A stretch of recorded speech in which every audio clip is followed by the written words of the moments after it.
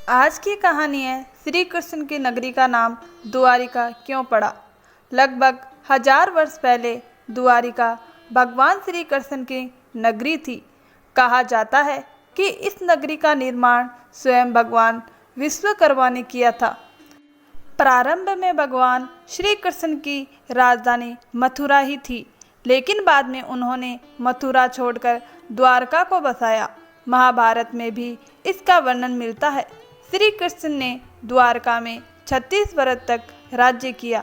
उनके देहांत के बाद समुद्र ने पूरी द्वारका नगरी को डुबो दिया। यादव वंश की आपसी लड़ाई में यादव कुल का नाश हो गया और बचे हुए लोगों को अर्जुन ने सुरक्षित स्थान तक पहुंचाया। भगवान श्री कृष्ण के प्रपौत्र वज्र अथवा वज्रानाभ यादव वंश के अंतिम शासक बने। मान्यता है कि द्वारिका के मूल मंदिर का निर्माण भी वज्र ने ही करवाया था।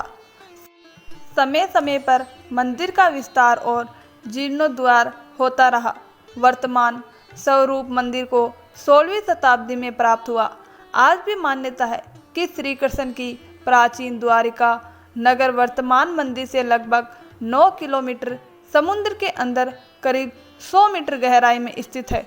जब समुद्र ने द्वारिका को डुबो दिया तो अर्जुन वहां गए और बचे हुए यादव वंश की स्त्रियां और वज्र को लेकर हस्तिनापुर लौट आए। वहां वज्र को मथुरा का राजा घोषित किया गया। इन्हीं वज्र के नाम से आगे चलकर मथुरा क्षेत्र को वज्र मंडल कहा जाने लगा। अब सवाल आता है कि द्वारका नाम क्यों पड़ा। दरअसल इस शहर के चारों ओर बहुत लंबी और विशाल दीवार बनी हुई थी, जिसमें अनेक द्वार थे। यही कारण है कि इस नगर का नाम द्वारों वाला नगर अर्थात द्वारका पड़ा। द्वारका शब्द संस्कृत के द्वार शब्द से निकलता है। मान्यता यह भी है कि यहीं पर भगवान श्री कृष्ण और सुदामा की भेंट हुई थी। पहले इस स्थान को भेद द्वारका कहा जाता था, जो धीरे धीरे द्वारका नाम से प्रसिद्ध हो गया। तो आखिर श्री कृष्ण द्वारका क्यों गए थे? इसका कारण था मगध नरेश जरासंध। जब श्री कृष्ण ने कंस का वध किया तो कंस का ससुर जरासंध यादवों का घोर शत्रु बन गया। वह बार बार मथुरा पर आक्रमण करता रहा। इसके कई मित्र राजा भी थे जो उसे सहयोग करते थे।